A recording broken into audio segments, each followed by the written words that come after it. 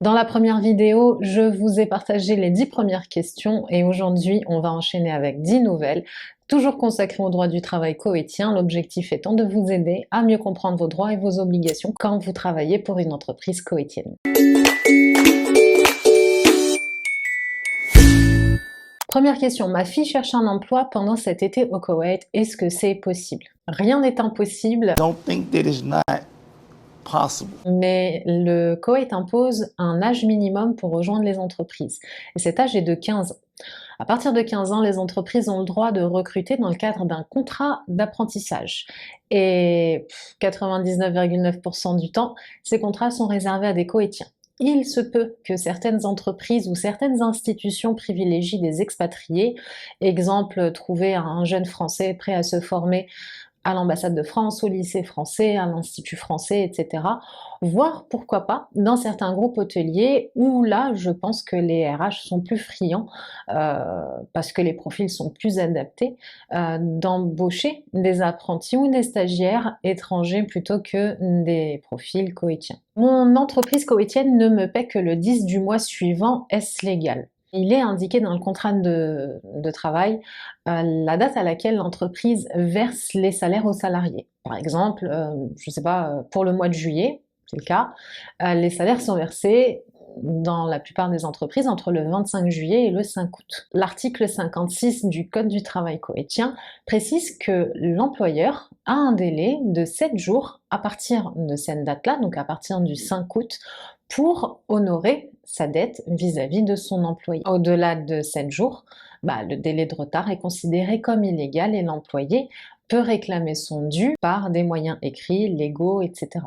Je veux demander un prêt à mon employeur, comment se passent les remboursements? Alors, 1, l'entreprise n'est pas dans l'obligation de vous autoriser ce prêt. 2, si elle vous accorde un prêt, le taux est forcément de 0, elle n'a pas le droit de se rémunérer sur le crédit. L'entreprise koweïtienne a le droit de vous déduire jusqu'à 10% de votre salaire mensuel total pour les prêts accordés en titre de remboursement. Pensez à tout indiquer par écrit en cas de conflit, que ce soit sur le montant qui a été emprunté, sur les échéances qui ont déjà été remboursées et sur celles qui sont à venir. La boutique où je travaille ferme tout le mois de septembre et refuse de me payer.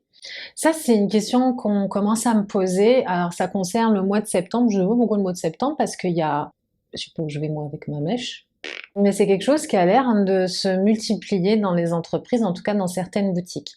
L'article 61 du Code du travail koweïtien est assez clair là-dessus. Une entreprise qui décide de fermer ses bureaux, sa boutique, à son propre insu, de manière volontaire, que ce soit pour une période totale ou une période partielle, c'est-à-dire tous les matins ou tous les jours pendant un mois ou pendant 2 semaines, doit l'ensemble des salaires à ses salariés. La seule raison pour laquelle le salarié ne peut pas être payé, c'est si cette fermeture est causée par lui en fait. Est-ce qu'on est payé pendant les jours fériés si on ne travaille pas? Ça, c'est une question qui m'a été posée avec les fêtes de l'Aïd. Il y en a plein qui m'ont demandé j'ai pas été payé telle date, est-ce que là je suis payé le double alors que c'est pas forcément le cas ou au contraire? Est-ce qu'on est payé pendant les jours fériés? La réponse est oui.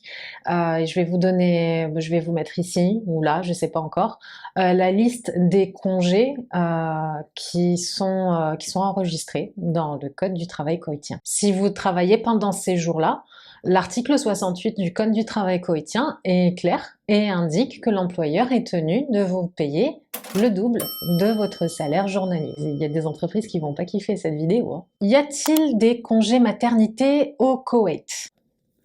Vous pouvez encore y arriver. J'ai couru 60 minutes, tu veux quoi?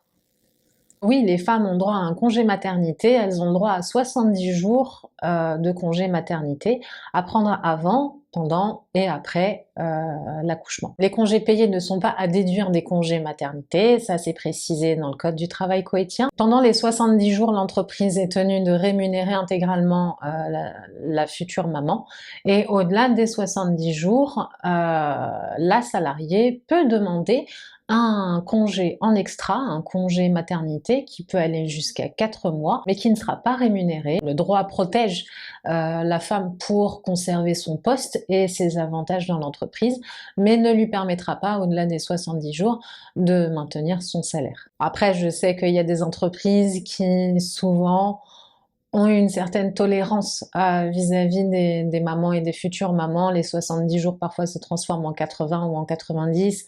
Dans les 4 mois, il y a une partie qui est quand même rémunérée, où il y a des maintiens d'indemnités, notamment des allocations logement, ou des avantages comme garder la voiture, etc. N'hésitez pas à négocier avec votre employeur, avec votre RH ou avec vos managers. Pendant le Ramadan, mes heures de travail n'ont pas changé. Je peux demander une augmentation. Dans la première vidéo, je vous ai parlé des heures de travail. Il y a un maximum. Ce maximum est de 40 heures pour les personnes travaillant 6 jours sur 7 et de 48 heures par semaine pour les entreprises qui sont ouvertes 5 jours sur 7. Néanmoins, pendant le Ramadan, les heures de travail sont limitées à 36 heures par semaine maximum. À vous de faire vos comptes maintenant pour vérifier si vous avez travaillé au-delà des 36 heures par semaine. Je sais qu'il y a beaucoup d'entreprises qui ont ouvert 5 heures par jour. Est-ce que vous les avez dépassées ou pas? Vous faites le calcul, mais effectivement, si vous avez dépassé, chaque heure de dépassement soit était illégale, soit nécessite une compensation de la part de votre entreprise. En théorie. Je suis tombée malade pendant mes congés et mon entreprise les décompte. La troisième partie du Code du travail koweïtien est assez claire sur le sujet, elle donne des éléments assez précis. Si vous êtes en arrêt de travail, vous tombez malade pendant vos congés, votre entreprise est tenue de vous restituer ces journées-là, soit en récupération, soit en remboursement, soit en vous remettant à jour vos prochains droits au congé payé. Maintenant, un arrêt maladie, un arrêt de travail, quand on est à l'étranger, quand on est en vacances, c'est un peu compliqué. Et on sait tous un petit peu comment fonctionnent certains RH, ça j'en ai bien conscience. Au Koweït, quand vous avez des arrêts de travail, ils doivent être justifiés, ils doivent passer par le ministère de la Santé, certains vous imposent même un médecin, c'est complètement illégal. Et là-dessus, c'est assez clair, si vous tombez malade, vous allez chez le médecin et vous obtenez un arrêt de travail pendant vos congés, les jours qui seront inscrits dans votre arrêt de travail ne doivent pas être décomptés, donc il doit y avoir une correction à votre retour de vacances. Allez, parce qu'on est au mois de juillet, je vous la fais spécial congé. Mon entreprise m'impose des dates de congé en fin d'année alors que je devais partir à une autre date. Est-ce que c'est légal? L'entreprise, est un droit de fixer vos dates de congé en fonction de ses objectifs, de la situation économique, etc. Mais l'employé a le droit aussi de refuser que ses congés soient posés à telle ou telle date et de les poser à une date ultérieure. Le Code du travail koweïtien prévoit la possibilité de reporter ses congés jusqu'à 2 ans. C'est-à-dire si vous ne prenez pas vos congés cet été, l'hiver prochain, etc., vous avez 2 ans devant vous pour pouvoir les poser, à défaut de quoi ils vous seront soit remboursés, soit imposés pour partir en congé et régulariser un petit peu votre décompte. Au-delà de 2 ans, il vous faut un accord écrit, donc vous faites une demande par écrit, et vous avez des entreprises qui vont accepter, d'autres qui vont refuser. C'est un échange, une discussion, une négociation entre votre entreprise et vous, mais en dessous des 2 années, vous n'avez pas besoin d'accord écrit, c'est votre droit, vous pouvez reporter jusqu'à 2 ans. Ce qui fait que votre entreprise peut vous imposer des congés et vous les refusez, ainsi de suite, jusqu'à arriver à la 2e année. Et là, c'est l'entreprise qui aura très certainement le dernier mot, si vous n'avez pas plus de 2 ans d'ancienneté. J'ai eu cette question une fois, la semaine dernière, j'ai pas répondu. Je vais répondre dans la vidéo parce que c'est important, les gens ne sont pas forcément au courant. Je suis une femme française, musulmane, et je veux savoir si j'ai droit à des congés spéciaux pour effectuer mon pèlerinage, comme les Koweïtiens qui travaillent avec moi. La réponse est oui, vous avez le droit en tant que femme au Koweït, musulmane, étrangère ou koweïtienne. Vous avez le droit à... Alors pour les Koweïtiens, je ne sais pas si c'est la même durée, mais pour les étrangères, vous avez le droit à 21 jours de congé pour votre pèlerinage, si c'est votre premier pèlerinage à la Mecque, et si vous avez plus de 2 ans d'ancienneté dans l'entreprise. Bon, après, vous avez des justificatifs, etc. Si je vous vois venir, là, tout le monde qui vont se dire, allez, on va tous au pèlerinage, ça marche pas vraiment comme ça. Je pense qu'on va rajouter d'autres questions spéciales congé la semaine prochaine, parce que c'est assez intéressant, on est dans la thématique, on est en plein mois de juillet, ça peut être cool pour ceux qui se posent encore des questions, qui viennent d'arriver et qui connaissent pas trop le droit du travail koweïtien. Je m'excuse pour le retard, normalement vous êtes à peu près tous au courant de ce qui se passe. Pour ceux qui ne sont pas au courant, je vous invite à consulter les différents vlogs qui sont déjà en ligne sur ma chaîne.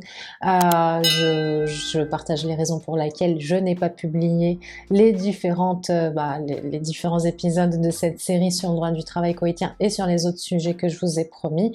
Et pour les plus curieux, ça vous donnera une idée un peu plus précise de ce qui se passe au Koweït. Je pense qu'au moment où je publierai cette vidéo, il y aura le dernier vlog, je crois que c'est le vlog numéro 5, où je partage un quartier pour la plupart des Français qui arrivent cet été. Ça vous donnera une idée de où vous allez vous situer, comment ça va se passer. Et je vous donne rendez-vous la semaine prochaine pour une prochaine vidéo et pour la suite de cette série spéciale droit du travail koweïtien. Restez curieux, restez prudents et à très vite sur une prochaine vidéo.